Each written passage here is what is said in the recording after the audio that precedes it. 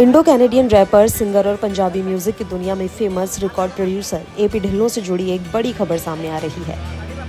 कई रिपोर्ट्स में दावा किया जा रहा है कि कनाडा के वैंकूवर में उनके घर के बाहर ताबड़तोड़ गोलीबारी हुई है। लॉरेंस बिश्नोई गिरोह के सदस्य रोहित गोदारा नाम के शख्स ने कथित तौर पर इस घटना की जिम्मेदारी ली है।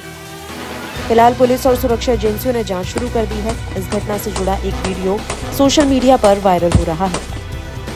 इंडिया टुडे की रिपोर्ट के मुताबिक अमृतपाल सिंह ढिल्लों, जिन्हें एपी ढिल्लों के नाम से जाना जाता है, एक लोकप्रिय इंडो कैनेडियन रैपर हैं।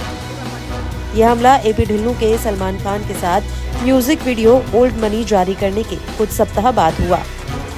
उनके पंजाबी गाने अक्सर इंटरनेट पर धूम मचा देते हैं।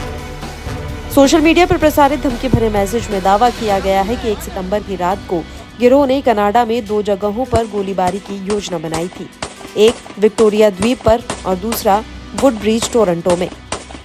गैंग ने बॉलीवुड फिल्म एक्टर सलमान खान के साथ उनके कथित संबंधों का हवाला देते हुए एपी ढिल्लों को धमकी भी दी और चेतावनी दी है कि वे अपनी हद में रहें, नहीं तो उन्हें कुत्ते की मौत मिलेगी।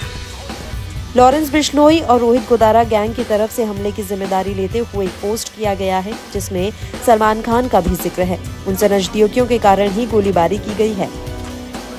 एपी ढिल्लों का पूरा नाम अमृतपाल सिंह ढिल्लों है। वह मौजूदा वक्त में पंजाबी गानों में सबसे नामचीन सिंगर हैं। एपी ढिल्लों के फैंस में जानवी कपूर, अनन्या पांडे से लेकर बॉलीवुड के कई बड़े सितारे हैं।